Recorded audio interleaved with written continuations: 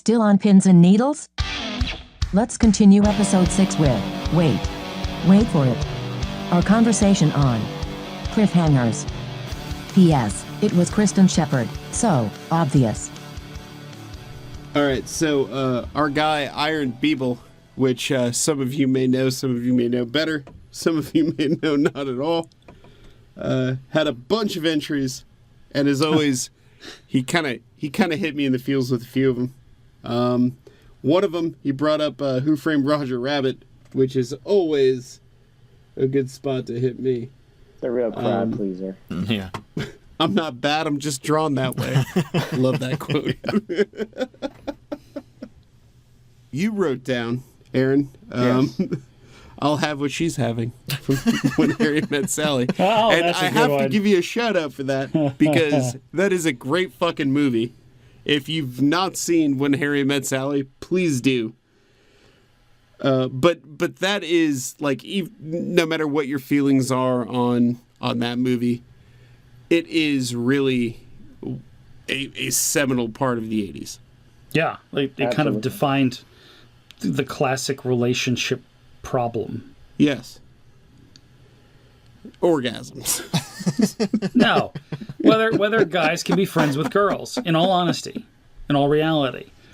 You also included in this one, Aaron, this is a great quote too, from Dark Helmet and Spaceballs. So, Lone Star, now you see that evil will always triumph because good is dumb.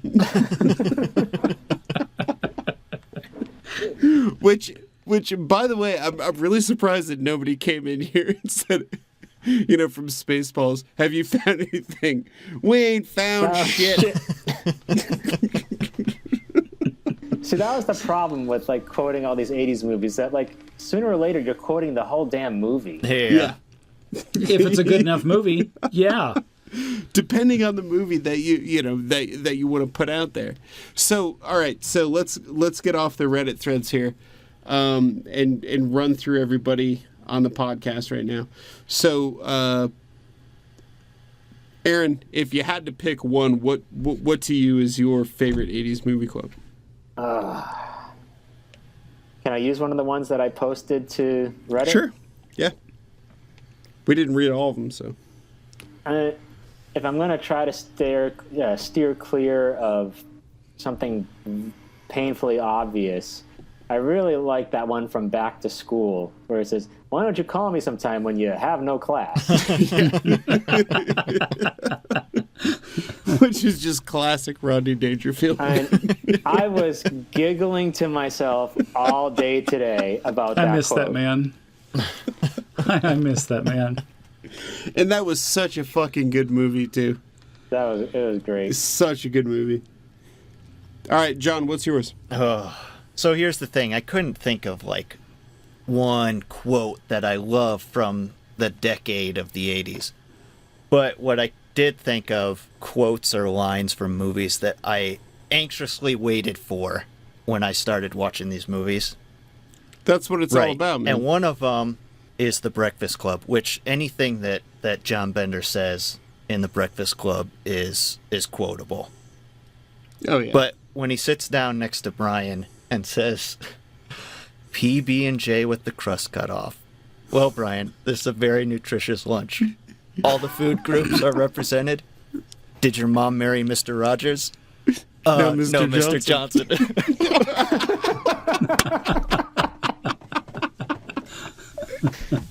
Such a great line.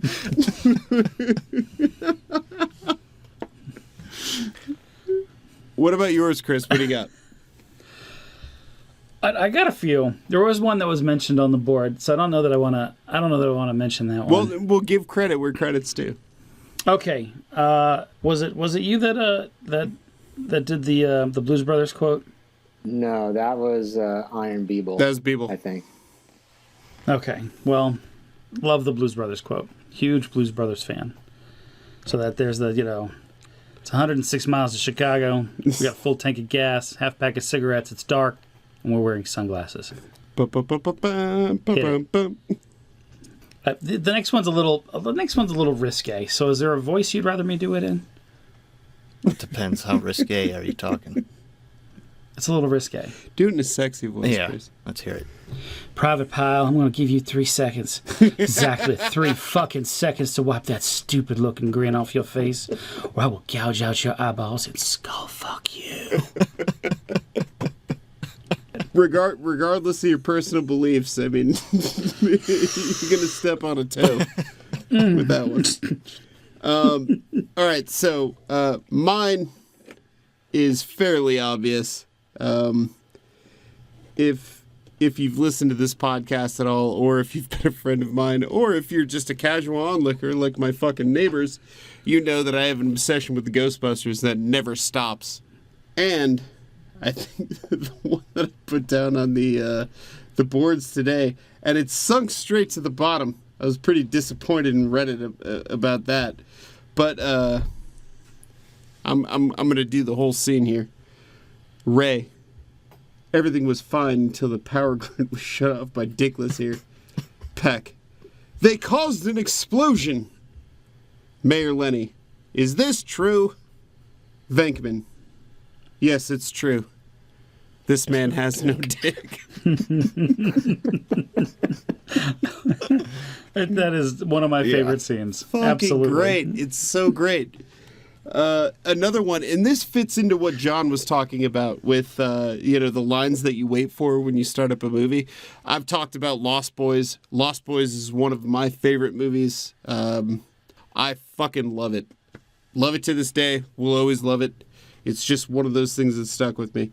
But there was a part when Michael, who is your main protagonist, is sort of figuring out that he's becoming a vampire, and he's sitting there with the vampires, like hanging out at night, and he's eating like rice out of a Chinese container, and Kiefer Sutherland turns to him and says something, and he says, "You're eating maggots, Michael. How do they taste?" And then he looks down at his rice, and it's just a Chinese container full of maggots.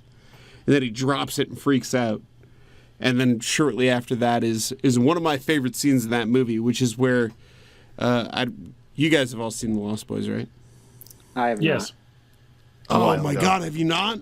I'm We're sorry. beyond spoiler point now. Oh my sorry, God, it's you got to fine. see that movie. Trust me, if I ever do watch it, I will forget all about these details. Oh my God, you got to see it. Okay, so there's a part, like, this isn't really a spoiler, but right after that part is the part where they drop down and they're on that, like, it's like a bridge for trains, like an overpass kind of thing, and they're all hanging down, and there's the fog below. Yeah. And the train comes over, and they're all like, they're playing a game where they have to hang on as long as they can, and then everybody's dropping down one at a time, and they're falling into like the fog below. It's right before that scene, and that scene just sticks with me. That whole movie remember sticks that with me. scene. I don't know why. I think it's because Bill S. Preston Esquire is in it as a vampire. Did not expect that as a child. But I'm glad I got to see it. Okay, so we've got to kind of swing through here and do an abbreviated version of the rest of the chapter. That won't be hard because there's not a whole lot to go over, like I said, through the middle of the chapter. Wade starts to say that basically he's not just looked into these movies, he's gone a little bit insane over them. But it doesn't just stop at movies. It goes through sitcoms, Greatest American Hero, Airwolf, The A-Team, Knight Rider. I gotta say, I'm a little surprised that when we did Milo's rides, nobody said the A-Team van. I don't know how that got missed, but not a single person out of over 60 people said the A-Team van is their Oasis ride. I guess I doesn't understand fly. that. Nobody wants Yeah. a fucking van. I mean, you get to middle age, the last thing you want is a van. You gotta That's have my joke. You gotta have the mustache to go along with it. Unless you're hunting for children and you've got a big bag of candy sitting next to you. Yeah. So we go over sitcoms from the 80s, A-Team, Knight Rider, Misfits of Science, Muppet Show. Star Trek, of course, he's seen all of that. TOS, TNG, DS9, Voyager, Enterprise. Think about it. He's seen it. This extends to Saturday morning cartoons, Land of the Lost, Thundar the Barbarian, He-Man, Schoolhouse Rock, G.I. Joe. A little bit of muddying between 70s and 80s here, but we're going to let that slide. And HR Puffin stuff. Now, Aaron. Yes. When you and I spoke yesterday, you brought up a fantastic point. And even John brought it up at the beginning of the episode, but we cut him off just so that we could talk about this. Yeah. You brought up a really great point, and it's about the balance of time to absorb all of this. Yeah, I mean, like, think about it. We haven't even gotten through, like, half the things that he's listed in this chapter. And this is the point where he says, you can get a lot of research done when you have no life. And he said 12 hours a day, 7 days a week. So that's about 22,000 hours, right? I'm pretty sure there's like 22,000 things in this list. Yeah.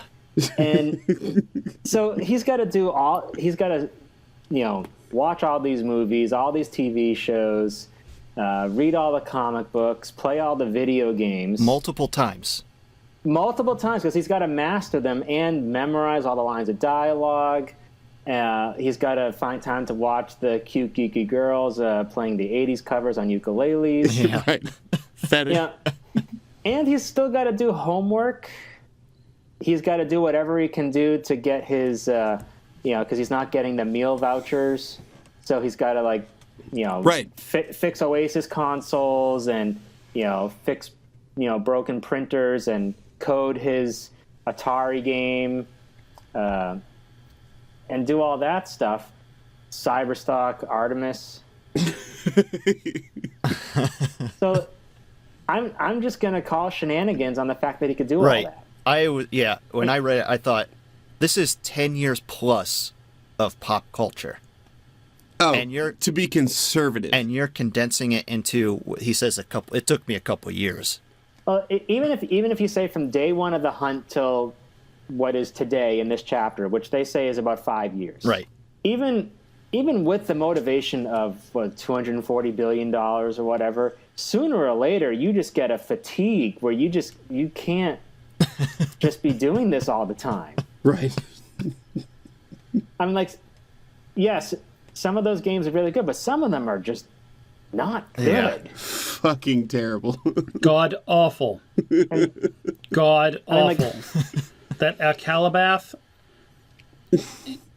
I put up a video of somebody playing that. And it might actually have been pretty advanced for its time because it was still that sort of go forward, turn right. It was text-based, but they tried to draw it out. Okay. So, like, but adventure? Or? But visually, Leisure Suit like, Larry? No, the Leisure Suit Larry looked brilliant in comparison. I put it on Facebook. If you're curious, okay. It's there. But it's painful to watch now.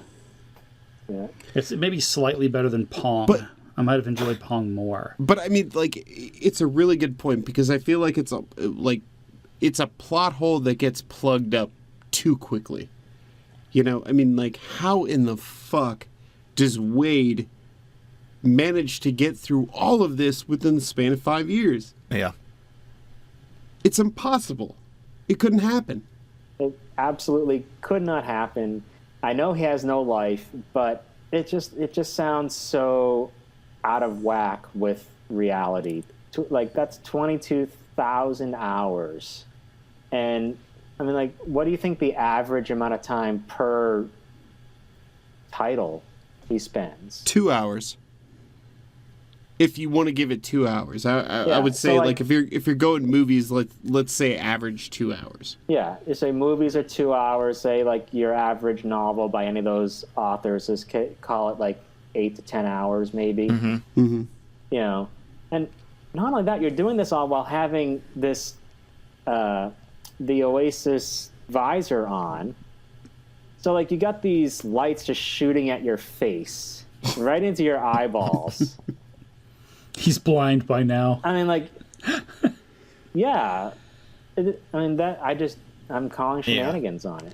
Yeah. Well, he does say that the almanac contains thousands of references to Halliday's favorite books, TV shows, movies, songs, graphic novels. Not tens of thousands, not hundreds of thousands, not 22,000, but thousands.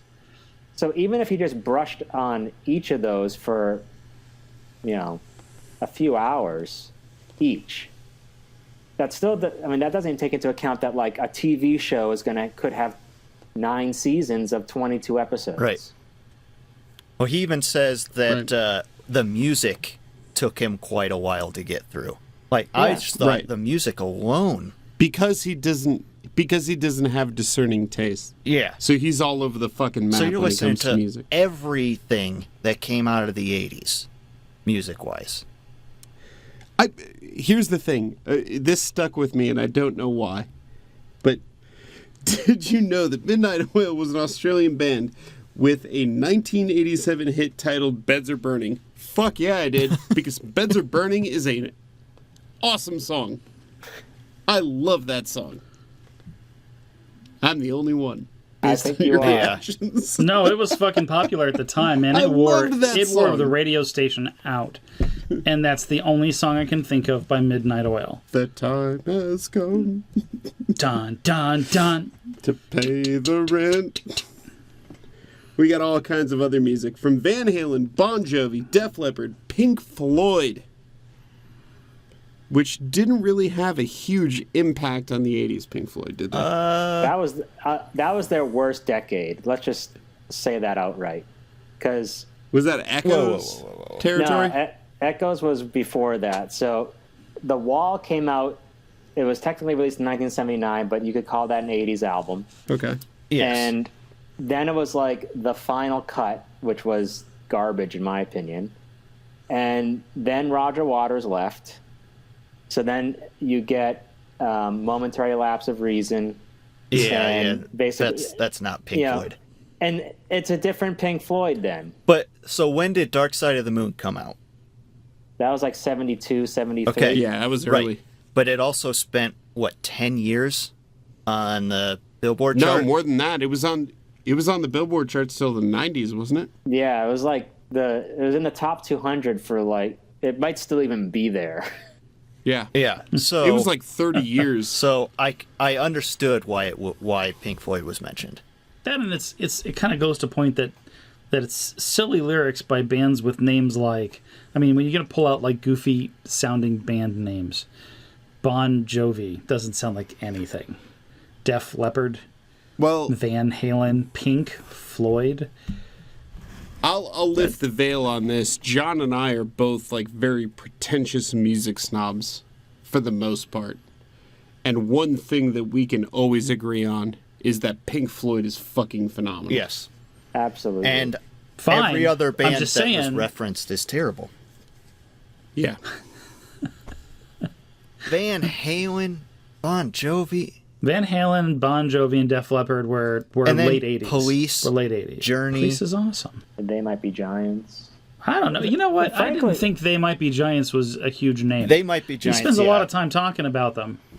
I can think of like one song of theirs that I like. I didn't recognize that. I didn't realize they had like a huge discography. They kind of do.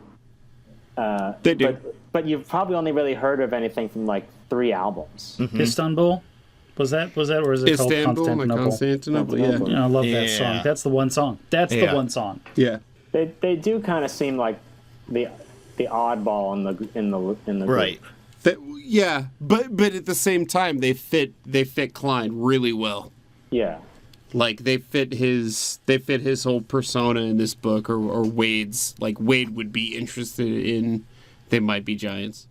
So at this point we get into Wade's Dream Jeopardy category, which is video games. Clearly Wade is an expert at video games. He knows what the fuck he's doing. For all the name dropping he does, this is the place. This is where the name dropping should be done. Right. He mentions 2 games, A to Z, and then a third one down the road in another paragraph. But Just 3 fucking games. I will say this. this is a really good chapter to draw somebody like Aaron in, Aaron is admittedly right out of the gate not a video game guy, but he is a pop culture guy, right? Yeah, you can call me that. And we've talked about video games throughout this book pretty extensively. This is one chapter where he just kind of glosses over it. And I don't know if that's like a last-minute attempt to kind of draw other readers in, because not everybody is a video game person. It's actually a pretty specific sort of... He's also dropped proclivity. a lot of names to this point as far as video games. Yeah, at this point, his fingers are tired. Yeah. He's tired of Googling. Yeah. But potentially. I think he peppers the rest of the book with these references. So, like, referencing them here would almost be redundant. Right. Yeah. Or to advance. Like, to mention it here and then mention it in the other places in the book, it'd be a repeat. Sure. Mm-hmm. Yeah, I would say that if you think about this list and then, like, for those of us that have read on, what else is referenced later, I think you start to understand why some things were included or not included. Sure. So, whether it's comics, movies, video games, whatever, we get a pretty good idea of what's in the almanac. It's not everything, because obviously the almanac is huge, but it's a good cross-section of what you could expect to find in the almanac. So at this point, we're in Latin class. Wade is in Latin class, but we're in there with him. And we're thinking about Halliday's Easter egg, of course, because that is what is always on Wade's mind. And he's going through the almanac now. He's found a way to get through the library's defenses and open up the almanac in class to kind of entertain himself. And he's stuck on the 4 lines from Anorak's invitation. 3 hidden keys open 3 secret gates, wherein the errant will be tested for worthy traits, and those with the skill to survive these traits will reach the end where the prize awaits. He also mentions at this point that there's something that's been sort of unearthed for every gunter out there to see, and that is that within the text of the book, and we talked about this a little bit earlier, within the text of the book, there are little notches taken out of certain characters. All in all, it's 112 characters, actually, that spell out, the copper key awaits explorers in a tomb filled with horrors, but you have much to learn if you hope to earn a place among the high scorers. Now, the thing that we want to talk about here is, at this particular point in the chapter, is not the impact of these 5 lines, but the fact that these 5 lines, or this little Easter egg within the almanac, was discovered, I think, a year after the contest started. Mm-hmm. And Aaron, this is something you and I had talked about before. How the fuck did nobody else find this? Or come to the conclusion that Wade comes to at the end of this chapter, whatever it may be. I thought it was interesting that they said that they interviewed this guy for a whole month. Right. And it's like, what are you talking about for a whole month? There's like The same shit. wars and famine or whatever in this dystopian society, and they're interviewing this guy who found these lines. Sounds like a really slow news cycle. Yeah. I think it's the other way around. It's the news is going to latch on to what people are interested in. News doesn't really report on the news or events. It's meant to get people to look at commercials, and the only way you can do that is if you flash shiny shit at them. And this is a story people are going to cue into. Nobody cares if somebody's dying in another country. It doesn't really touch your miserable existence in this book. But when it comes to something you are interacting with, particularly the hunt, it wouldn't surprise me if they spent like a whole week talking to this guy or a month talking to him. Hell, we got news channels that do that now. Yeah. It's ridiculous. Like, something Right. happens, nothing will change for 24 hours, and somebody will be on a street kind of going through the tinfoil movement, that, well, we think he could have climbed up this tree. We don't know. We didn't see it. They have to keep us back by 100 yards, but we're still looking over there. There's still cars. We see cars driving. Oh my God, that's our news now. it doesn't surprise me at all that they'd be totally focused on what's going to grab people's attention, and who cares about the real life drama? Think about it this way, right? I mean, you could ask somebody who the congressman is in their particular district, or even ask somebody what district they're in, what congressional district they're in, and they won't fucking know. But if you ask them who Kanye West is or who he's married to, they could give you that fucking answer right off the bat. It sucks that I know the answer to that question. You do. I guarantee you do. John knows it too, and he fucking hates himself for it. This is why we're going to end up in this dystopian society, because we know that answer, but we don't know what congressional district we're in. Exactly. Part of me hopes that you're right, because I really want the Oasis. Part of me hopes you're wrong, because I have a little bit of hope for humanity. It's a very small, it's a very smidgen. It's a smidgen. As we've discussed, but it's there. I'm not a video gamer, but god damn it, I want the Oasis. Yeah. Yeah. At that point, the Oasis isn't a video game; it's an alternate reality. I want head meets sand. Just fucking give it to me. I still think, I'm probably apart from you guys. I still think that the Oasis is a head in the sand kind of thing. Oh, it absolutely is. Yeah. Yeah, absolutely. But so are video games today. Yeah, yep. Exactly. So's the internet. So's television, podcasts. I mean, I'm on my fucking. I started my 10th playthrough this week of Fallout 4. 10th playthrough. I know exactly what the fuck is gonna happen. Sorry, I've read this book 3 times this year, and I'm probably gonna read it again. I know exactly what happens. But it's a place for you to exist for a little while. It's a place for you to experience. It's what the Oasis is for a lot of people. But regardless, no matter how deeply people, live in this culture, or even the Gunters live within the contest, that's their sort of, video game. That's their end game, is to reach the egg. Somehow within 4 years, nobody's managed to extrapolate this sentence. And it was put out there initially, even though Wade specifies that he found it a full 6 months before this guy, a guy named Stephen Pendergrast from MIT. Sounds like a douchebag. He does sound like a fucking douchebag. Comes out and is the first one to say, I found this secret, right? And is so lambasted by the community of Gunters that it's become known as pulling a Pendergrast to take your secrets and throw them out into the news community. Because anything that you can find at this point is newsworthy if it pertains to the hunt. Because remember, the hunt's not necessarily an urban myth, even though people are starting to kind of feel like it is. But anything that comes out that's of any sort of relevance or seems in any way tangible is going to be blown out as a news story. Because, let's face it, there's 240 some odd billion dollars on the line. Of course it is. But Pendergrast is the first one to publicly come out with what they call in the book the limerick.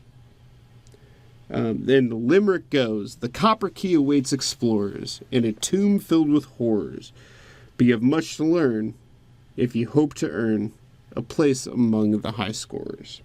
That's found, as we said before, by looking at notches in the letters, which is basically I would say almost like a sub-hint to the egg hunt, right? I mean, he doesn't allude to the almanac really at all.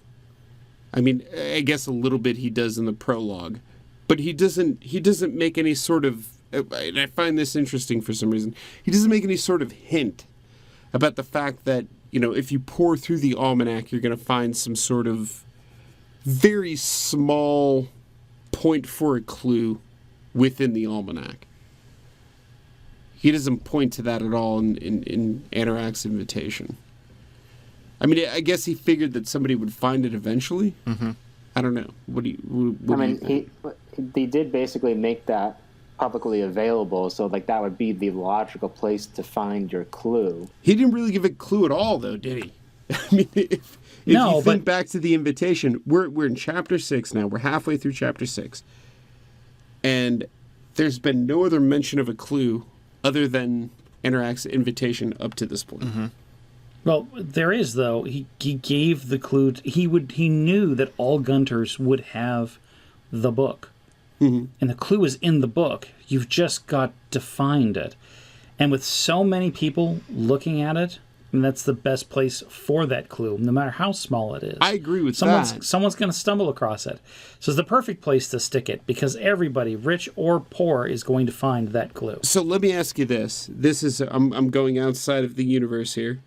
Do you feel like we're at chapter 6 and he's retconning this in?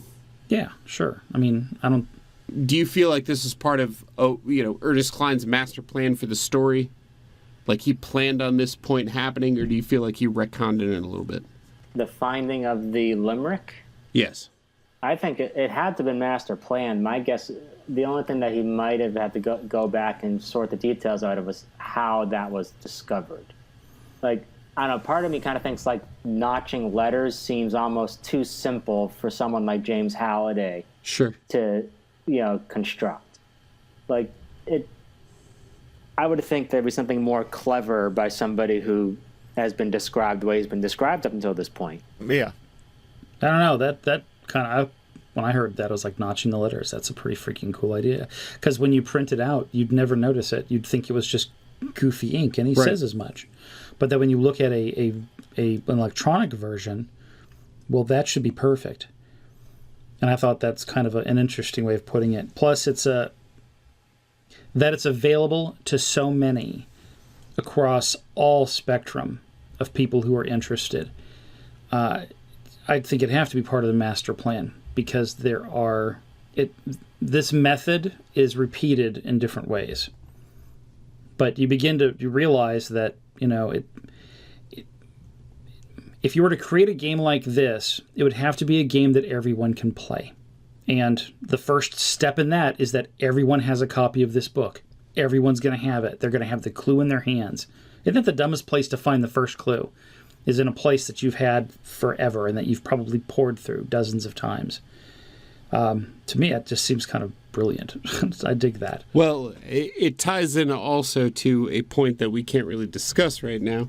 So I don't want to press that point any further. Yeah, you heard me struggling? Yeah, I did. Okay. But the point is that, it would be very easy to retcon this part, I think. Because, he gives that one clue, and at no point does he give any sort of hint. Now, again, we're only 6 chapters in, but to me, that's interesting. I'm stuck on the writer's side of this. Did he plan this? Is it something that, like, when you're in that stream of consciousness, just fucking writing this chapter out, you get to a point and you're like, aha, this makes the most sense to me. And the way that there's sort of a repetition of information in especially the past 2 or 3 chapters around the point that leads to the cliffhanger, it leads me to believe that he almost fell into this point, which is, I will say, retconning is not necessarily a bad thing. It's just the rhythm of a writer a lot of the time. I get where you're coming from, and I can see why you'd think that. Yeah. I believe that every chapter so far has been very well contained. Sure. Like the one about H, highly contained. The one about school, highly contained. Like every chapter is contained. This chapter is about him coming to an aha moment and perusing the material that he has come to this far. So let's say he retconned it, but this is the only place that he could stick it in, really. There's no place where this would make sense in another chapter prior. This is the perfect place for this to come in. Sure. So if it was retconned, he put it in the right place. To me, retcon would be like if you put something in that just didn't fit in the chapter, but you really needed to introduce it because you didn't do it beforehand and probably made sense somewhere else. So can you think of an instance of retconning that you're specifically thinking of? Star Wars is to me is the perfect experiment for fucking retconning. There are. Do you think that Vader was Luke's father from the very beginning of Star Wars? Oh yeah. Absolutely. What do you think, Aaron? I would say he probably was, but I don't think Luke and Leia were necessarily brother and sister until later. Yeah, I agree with that. Because there was a lot going on. Because why would he have them kiss each other in was. Empire Strikes Back, and then Yeah. Well, and more so, like they're celebrating with the Ewoks, and he's like, he was my family, and I have a sister, and she's like, I know. well, And then there's that awkward moment where they're like, I know. Yeah, we Somehow kissed, I didn't always we?" knew, even when I Somehow I came always in for knew. a kiss. I knew like I was kissing my brother. It still- was the It tongue really of my turned brother. me on. Still For felt some reason, right. That's my thing. That's really weird. But no, that's retconning. That's retconning in action. I mean, I think every movie that decides to boil in an origin dead smack into the middle of a scene of some sort, like they've got to explain some shit. Yeah. I think Suicide Squad is a perfect example of just shitty writing and retconning. hey, to that congratulations! extent. You bothered to see that piece of shit? I watched it, and it was I did. terrible. I've heard I that. just Everything about Did that you movie see it, was Aaron? bad. I did not. I did not. Will Smith was okay. I actually questioned the casting of Will Smith until I watched the movie and I understood. I'm It sure felt he like did this as well. movie- I'm sure he it was felt like, like "What the that fuck movie- am I doing here?" that movie was so below him. Here's my question: you wouldn't do is Independent? I didn't see Independence Day Resurgence. I did. But was it really that fucking bad that he was like, "Yeah, I'll do Suicide Squad"? Let me tell you this. I watched Independence Day Insurgents over the course of 2 nights. First night I wasn't able to finish it, and I got maybe a quarter of the way through, and I thought, this really isn't terrible. And then the next night when I finished it, I thought, oh my gosh, could this get any worse? It was so bad. So, yes. So don't watch it, is what you're saying. Oh, if you're gonna watch So it, you've not seen it, watch huh? the first 40 minutes or so, and then stop, and then just imagine an ending. And then better whatever movie. you do to get as messed up as you possibly can, whether that's drinking a bunch of whiskey, or whatever, do that at that point. Come up a with ramp-up your own period. ending, and it'll be a great movie. Just make shit up in your head. But if I had to compare the two, Suicide Squad and Independence Day Insurgents, if you were Will Smith, which one would you choose? Suicide Squad. It made sense. Really? It was just poorly There's done. the chance. Well, and they've already said that there's going to be a spin-off that goes around Deadeye, whatever the fuck his name is. There's going to be a spin-off in the works for his character alone. So when they come to him and say, look, dude, we're going to do this, but it's going to introduce some superhero characters. Superheroes are huge right now. You're going to be badass with a gun, and then we're going to have a spin-off movie. How are you going to turn that down? He was the only decent part of that movie. Everything else is crap. Independence Day 2 is basically just going back to the well. not a good well. An infected The reason well. I It has watched flies it was around it. because Jeff Goldblum was in it. So the only reason. I thought, can he really do a bad movie? And Yes, he the can. answer is yes. He can. Have you seen his light bulb commercial? Light bulb. All right. So. Oh yeah, Jeff So- Goldblum, GE. Okay. Look that up. Yeah. This conversation continues, obviously. So here we are in Latin class, as we have been for the past little while, and we're mulling over the secret passage, or semi-secret passage. The copper key awaits explorers in a tomb filled with horrors. Tomb filled with horrors is something that sticks out. But you have much to learn if you hope to earn a place among the high scorers. So here we find Wade toiling over those last few lines, right? And he can't really calibrate himself to the content of those lines. What significance does it have? One of the things that stands out immediately is Tomb of Horrors, which comes from a Dungeons and Dragons module. The only person among us who has any real, tangible, actual hardcore or any core sort of experience with Dungeons and Dragons would be Chris. Is that right? Wait, you guys have not played D&D? No, I have. I'm just... I played one time. I haven't. I always wanted to. I have always wanted to as well. I really want to, and my one chance to really do that, I've now since moved 400 miles away from it. So. Surely there are people near you. Yeah, I don't know them. So, Chris, you're the one with the D&D experience. Have you played through the Tomb of Horrors module? No, I have not.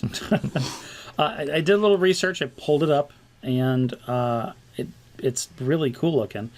But a lot of the stuff that I did in the 80s was way further along than that particular module. Like, that module was 70s. Really? So, pretty sure. I don't want to take the time to look it up now, but I thought that was more of a 70s thing, because D&D came out in the 70s, early 70s. But what I did were other modules, or just games modules that people invented, because there was enough in the books at that point that you could create your own if you wanted to, and a lot of people did. So Tomb of Horrors was pre, like, your dungeon master creating his own thing. Oh, yeah. He was still following, like, a linear storyline from the modules that Gygax put out. No, like, the guys that I played with generally were building their own stories. Well, no, I'm saying that prior to you playing, like when Tomb of Horrors came out, they were probably still just going very linear through the story that Gygax was putting out for, like, Tomb of Horrors and things like that. Yeah, but if you look at the Tomb of Horrors map, there's a lot of places that you could enter, and there are a lot of places you could go, and a lot of places you could miss.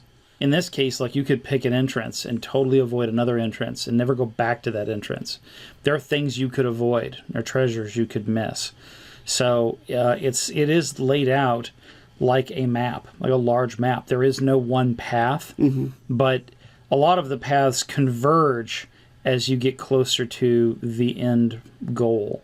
And that's because you do want it to be linear. At some point, you just want multiple roads to kind of come to the same place, and then you choose the roads you take, and whether you want to go back and explore the other roads or so on. So it is an interesting map that they've got here. I'm looking at the map right now, actually. And it's an interesting point that you bring up, because there are a million fucking roads that you can go down.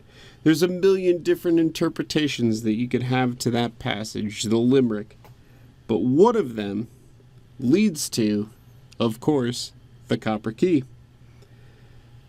Now, in 4 years, as Aaron so aptly pointed out, nobody's fucking figured it out based on the passage that we have, or the one thing that we know leads to the Copper Key, because he basically says it. But at this very moment in the book, right now, in Latin class, in Miss Rank's class, Wade Watts has an epiphany. The epiphany that may or may not, we don't know yet, leads him to the Copper Key. And scene. And scene. I do have to ask, though, since you brought up Miss Rank again. We joked about we joked about how, like, Latin class, what a perfect name, Miss Rank. But he also believes he knows where the key is to be found, which is ranking him on the high scores in this chapter, in this classroom. Oh, shit. So does rank hold multiple meanings in this chapter? Huh. Mind wow. blown. Whoa, yeah, well done, because that lends to the whole AI thing. I hadn't thought about that.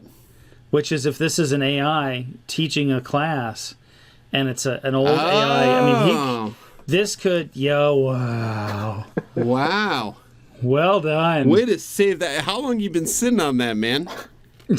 No, you just brought it up when you mentioned rank like, a couple times. I would have said like, that. I would have been like, all right, chapter 6, here it goes. Rank. What do you think? That's got to be beyond coincidence. I would That's think so. great, man. Holy shit, I hadn't missed that thought about completely. that. Just for Such a subtle nuance. It is. Why pick Miss Rank? You know? There's got to be a that's reason good. for it. That's interesting. That's fucking clever. I knew I was a Brilliant. part of this podcast for a reason. Brilliant. Not because I'm the smart that's- one. No, that's that's the benefit to reading the book for the first time. Mm-hmm. Is that's the kind of shit that just, you know, I mean, probably most people when they read this book, they read through it so quickly that they miss subtle nuances like that. Yeah. That's the point of the podcast. I mean, the fact that you picked that up, I mean, I read right the fuck over that. And I read into things way too Yeah. deeply.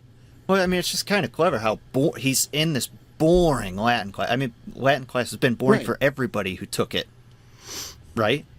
For the most part, Yeah. You know, and so you associate the name rank, in that way, like, oh, of course it's rank. It's a Latin class, Right. But then you come to the end of the chapter and you realize that he's going to put himself on the scorers list. They do bring up very specifically the high scorers. So, Fuck, dude, I wish I could talk to you about this deeper right now. yeah. I wish we could bring up other points in the book, but we can't. That's it. We're done with chapter 6. Well, all right. So speaking of cliffhangers, Speaking Segue. of cliffhangers, Did I just lay a bigger cliffhanger than... you did not. Okay. No, you didn't lay a bigger cliffhanger than the Okay, one I you've don't- got to yeah, I hang don't out with know. until you're done editing the episode. don't know. But at any rate, this is a great cliffhanger. Again, Aaron joined us today because this is our first major cliffhanger in Ready Player One.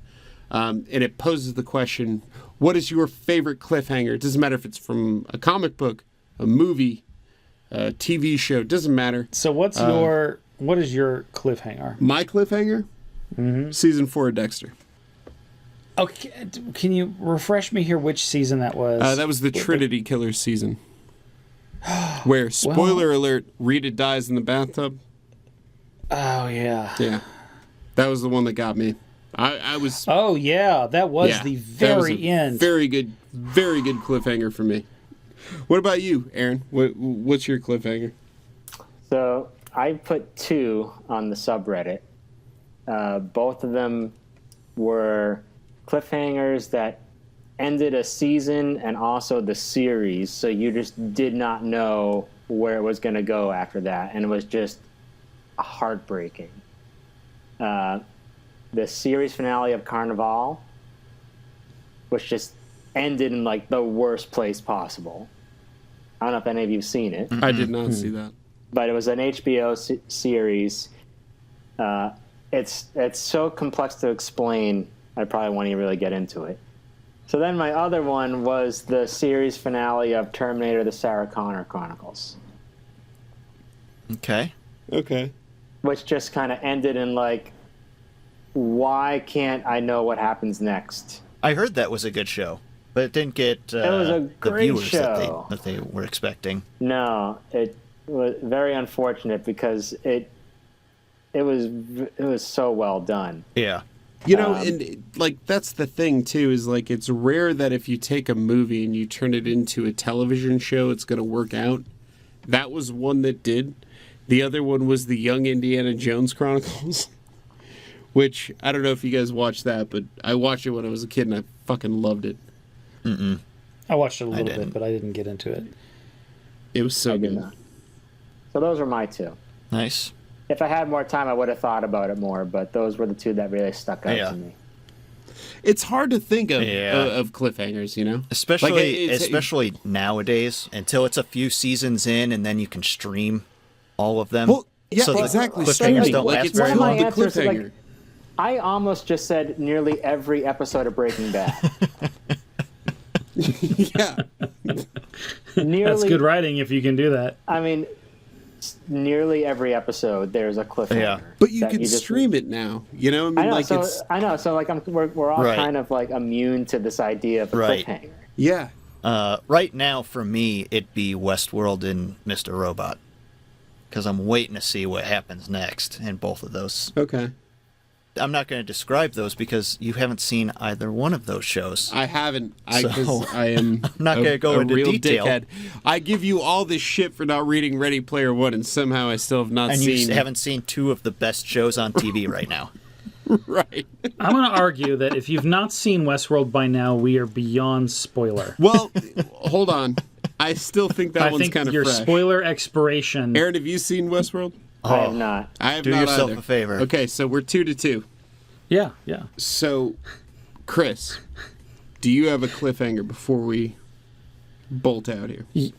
Yeah, like there were two, actually, I was thinking. But the first one was Westworld, and I'm disappointed that I can't talk about... It's not the whole show is not the cliffhanger for me. Because they could decide not to do another season of Westworld, and that would be fine. I'm not saying I wouldn't want another season. I'm just saying that it ended so succinctly that there wasn't a cliffhanger for me. I just look forward to, if they do another season, that'd be great. So it was like me for The Matrix if Matrix 2 had never come out. Yeah. Okay. Yeah, you'd be fine. It would work. You still live in that dream world where, like, maybe another one would be good, but it definitely was not. What's your second one? What's your second The second one is a classic, and you know this. This is the one where the hero, by the end of this filming, has found out that he is related to a genocidal killer. His best friend has been possibly killed as well. He himself narrowly escapes death, and his hand's been cut off. And he's stuck looking out the window, the backside of a starship. You're talking about Empire? It's funny that the movie just like hits on this really down note. And when we're talking about, I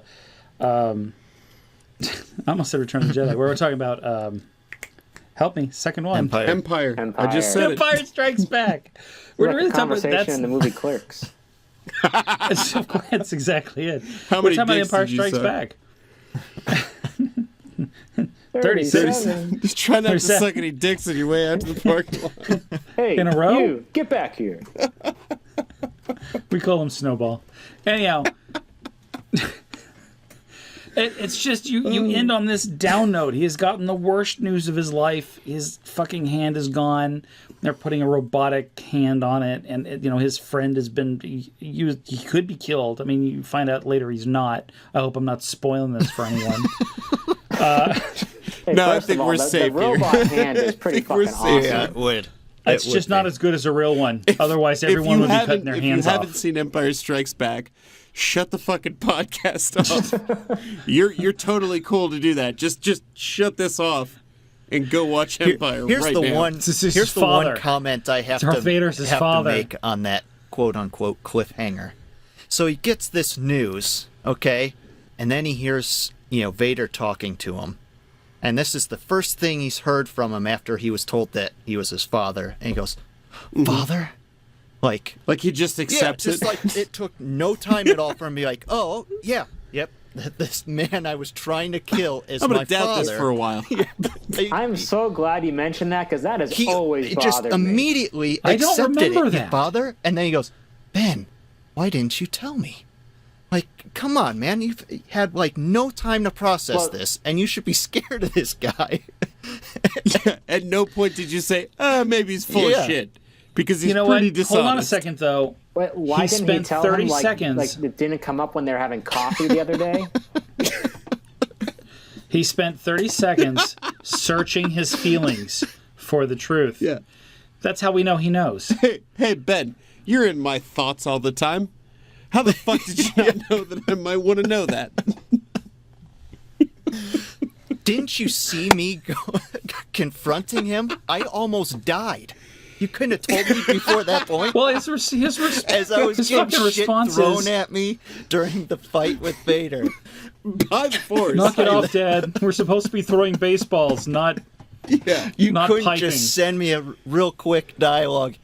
Luke, that's your father. Get the fuck Shoot out me of a there. text. Look, you're going to want to know this. I should have told you this before because you want to wash this off of you when you go in there. Look, he's going to tell you something. And it's true. Vader throws like a sieve. Fucking brace yourself, man. Well, he comes back and says, well, he, was kind of dead. Like, there's nothing left of who he used to Yeah, be. yeah. So, Still. it's like fucking Killed him in semantics, Ben. spirit. Screw you. All right. So whatever your favorite cliffhanger is, today your cliffhanger is that it finally happens right here while Wade is sitting daydreaming in Latin class. So begins your first cliffhanger of Ready Player One, and so ends Chapter 6. First of all, before we get going, please leave us a review on iTunes, Stitcher, whatever platform that you use. It really helps us out. We want to reach a wider audience, mostly because we like the conversation. We like doing contests and things like that. Having a wider audience helps us do that. You can also talk to us on Twitter at GTTGPpod. You can reach us by email at gttgp.pod@gmail.com. You can find us on Facebook at facebook.com/gettothegoodpart. And as always, you can reach us at our website, gttgp.com. Secondly, before we go, I really want to thank our very first community guest, Aaron, for coming on the show tonight. Dude, It was so good having you. Thank you so much. This was a lot of fun. I really enjoyed this. And it'll be weird hearing my voice again in a couple weeks, but Yeah. Yeah, we've been living through that fucking nightmare for a few months now. no, it was great. I really appreciate the opportunity. Absolutely, we'll have to have you on the show again. It was a lot of fun. It's been great getting to know you, and we look forward to in the future. We're going to have a lot more people from the community coming on the show. After all, you guys are the ones that propel us forward in this endeavor. We've really loved doing the show so far, and we're going to keep going, come hell or high water, until we reach Chapter 39 and finish Ready Player One. Beyond that, we don't really know what we're going to do yet, but we got plenty of time to think about that. And until next time, I'm Ryan. I'm John. I'm Chris. And go ahead, man. And I'm Aaron. And this was Get to the Good Part. We'll see you next time. So long. Yeah, Ben, you hear this guy? Totally full of shit, right? And Ben's like, I don't. Ben doesn't even respond to him. I gotta tell you now. He doesn't even He respond. could have written it in the snow at Hoth.